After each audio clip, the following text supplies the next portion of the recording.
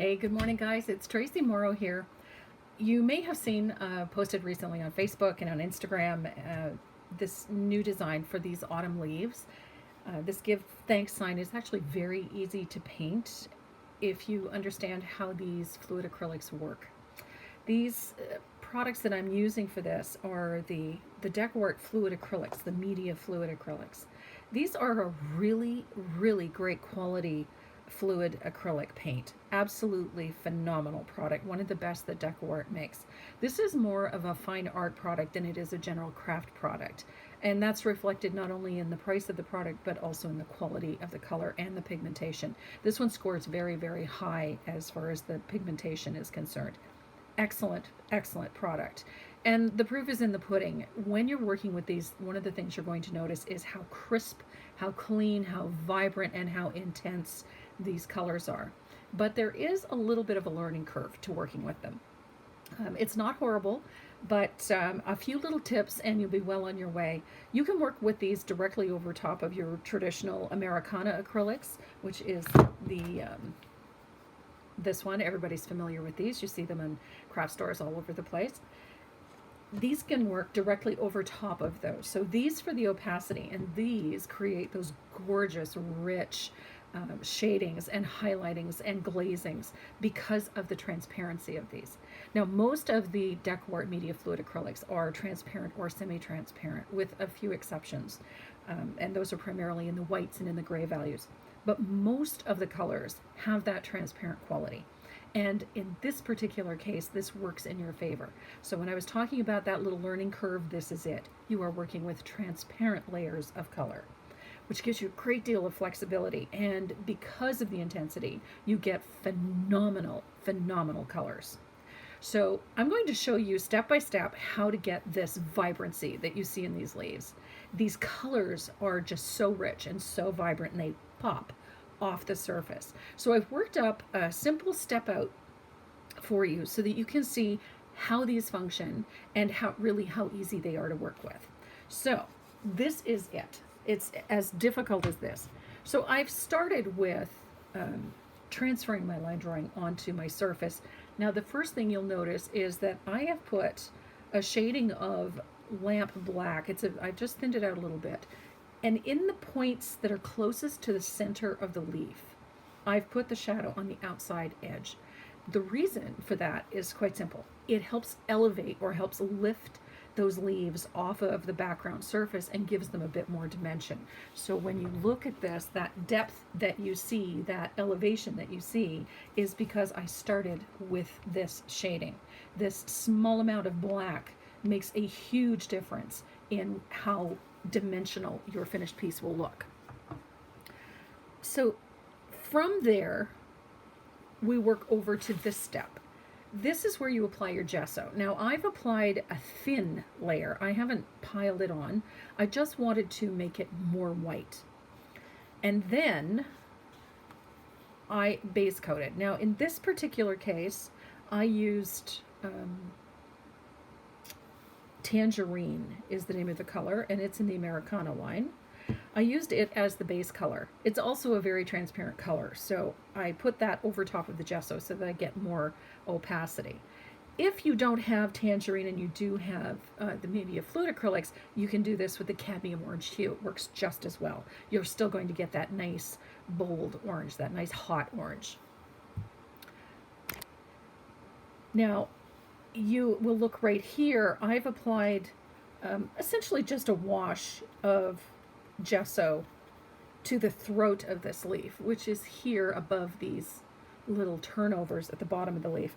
So I've put the brightest value as close to that stem area as possible, and then I sort of worked it out on the chisel edge like so that I have sort of a star effect in the center of that leaf.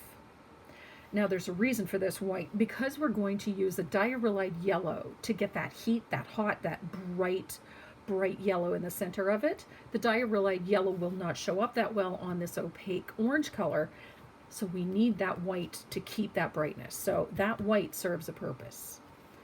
So from that point, we move to this one. This is where things start to get interesting. I'm going to start layering color in, and in this case, I've put in,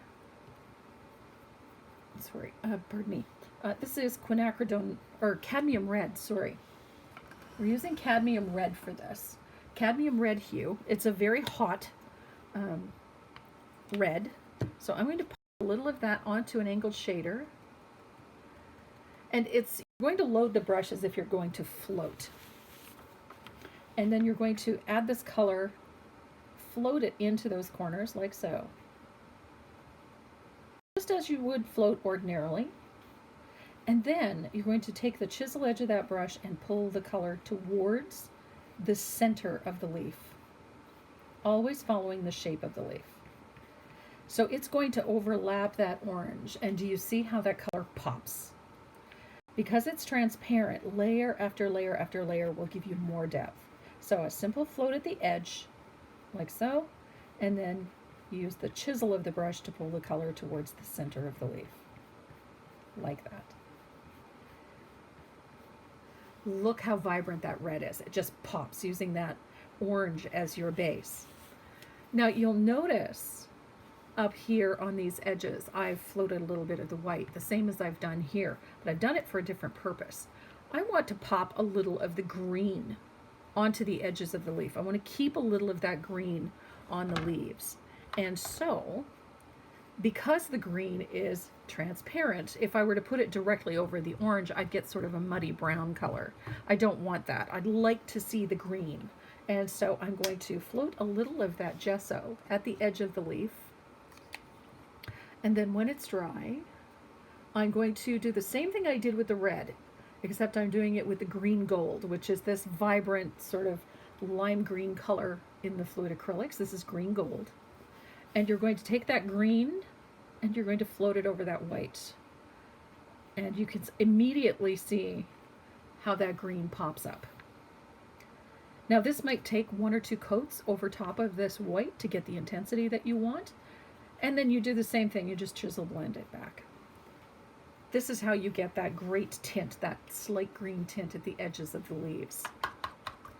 So you can pick and choose where you want to put this red. Then you work into some of that pyrrole orange, which is this really hot orange. And this is going to punch up all of those orange areas. So wherever you want the intensity. So again, you side load the brush as if you're going to float, because you are, and you're going to pull a little of that orange in a few locations. And you watch how that color just jumps. Look at that intensity. It's beautiful. And then you just chisel blend it back. And it's a tap and pull. So press down, pull back, tap and pull. And look at how vibrant that orange is. The more layers that you put on, the more intense the color becomes. So now we come to that glow, that beautiful glow in the center of the leaf. This is where I put that diarylide yellow. We want that heat. We want that bright, sunny yellow that you see down here, that gorgeous heat. Can't do that if I go straight over that opaque orange. But if I have that white in there, now I'm going to get all of that gorgeous yellow. So again, a side load. Thin it out, throw a little water in it, and it's just a wash. Look at that intensity. So pop it in there and pull it out over that and look at the difference. Just beautiful. This is the easiest way to get that gorgeous glow in the center of the leaf. Isn't that easy? So to finish off your leaf, once you've got all of your colors in place, your greens, your oranges, your reds, you're going to finish this off with mixing a little bit of that diarylide yellow with a bit of titanium white, and you're going to add a fine highlight to the edges of your leaves, just in a few select locations, just to pop that leaf a little bit further.